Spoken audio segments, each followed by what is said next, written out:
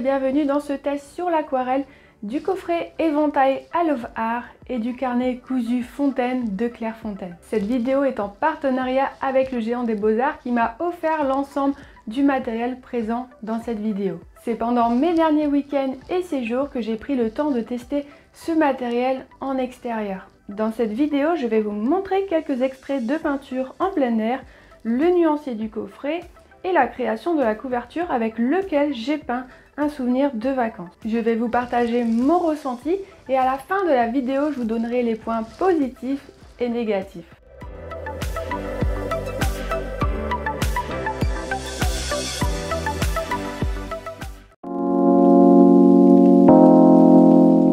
Pour retrouver plus facilement mes couleurs, j'ai eu l'idée de créer le nuancier sur la première page. Cela me permettra, lors de mes voyages, de trouver tout de suite la bonne teinte et la bonne couleur. Donc on voit que lors de la création de ce nuancier, les couleurs sont assez riches et il y a également pas mal de couleurs, il y en a 18 en tout. Les couleurs sont très prononcées, il nous suffira juste d'ajouter un petit peu d'eau si on veut les éclaircir ou les atténuer. Avant de créer la couverture, j'avais déjà utilisé ce kit lors d'un séjour. Donc c'est pour cela qu'on voit que les couleurs sont déjà utilisées. J'ai eu l'idée justement de m'imprégner d'un décor que j'avais déjà visité cet été lors d'un de mes séjours avant d'avoir ce kit. Donc c'est un magnifique champ de lavande. Donc j'ai eu l'idée de le recréer sur cette couverture parce que c'était un petit coup de cœur.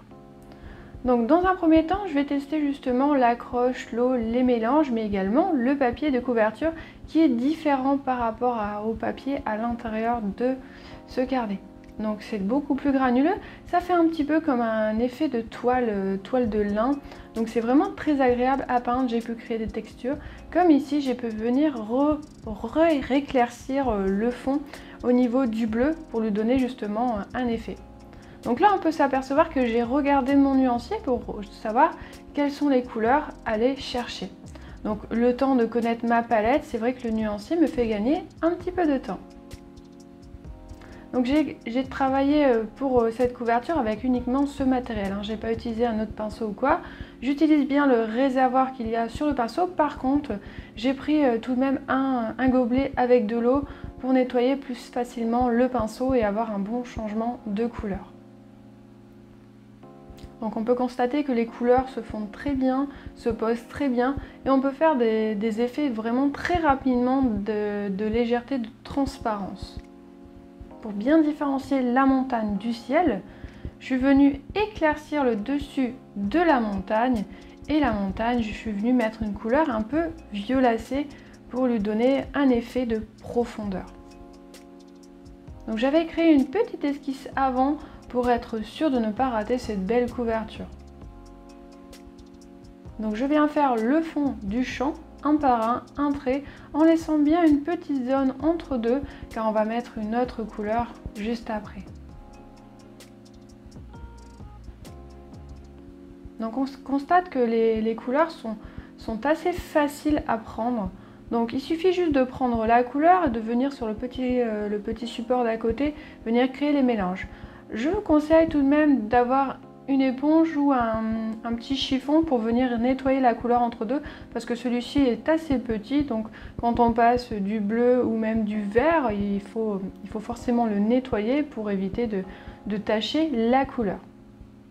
On a également le petit chiffon juste au-dessus, une petite éponge qui absorbe l'excédent d'eau, donc c'est très pratique quand on a un petit peu trop d'eau sur son pinceau, donc ça nous permet justement d'atténuer cet excès d'eau. Donc sur cette première passe, je viens poser tranquillement les couleurs, je viens créer mes mélanges, je prends le temps. Dans le carnet, il y a des petits bouts de papier qui nous permettent soit de créer des mini décors, ou soit comme moi j'ai fait, en fait j'ai pris lors du séjour, j'en ai pris comme brouillon, ça me permettait de d'abord tester un petit peu les couleurs, ou même de tester les créations, pour ne pas abîmer mon carnet de voyage. Donc les couleurs, les couleurs se fondent très bien, ils se mettent facilement sur le papier et ça c'était vraiment très agréable. On a un petit peu cet effet un peu un peu de l'aquarelle qui est vivant sur les bords et je trouve ça vraiment très joli.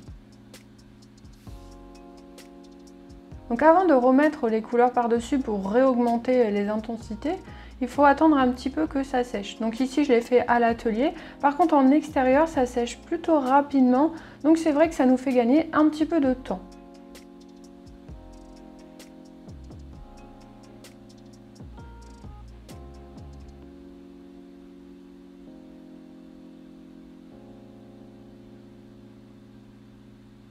Donc pour ma part, c'est mon premier carnet de voyage, mais également c'est la première fois que j'utilise ce réservoir, ce pinceau à réservoir, et j'ai été vraiment très étonnée et très surprise justement du côté pratique. Donc le petit bémol, c'est peut-être le réservoir, mais je vais peut-être investir dans 2 ou 3 autres pinceaux à réservoir. Comme ça, pour faire mes mélanges ou autres, je ne serai pas obligée à chaque fois de devoir nettoyer mon pinceau. Comme ça, avec 3 pinceaux en voyage, je pourrais facilement utiliser par exemple du vert, du bleu, du rouge, des couleurs qui sont plus contrastées en fait. Et cela me permettra de ne pas tout le temps les nettoyer, étant donné que ces pinceaux réservoirs sont très légers, donc on peut facilement les garder à côté. Donc pour ma part, j'ai pris un petit tupperware qui me permet de garder le kit des couleurs propres, mais on a également un support en plastique qui est livré avec. Cela permet de ne pas tacher son carnet.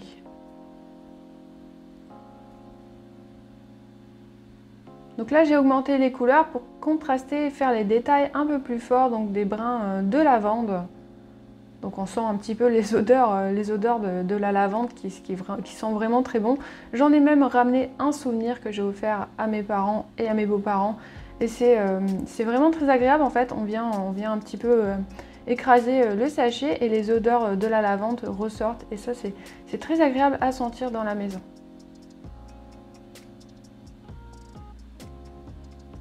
Donc on va...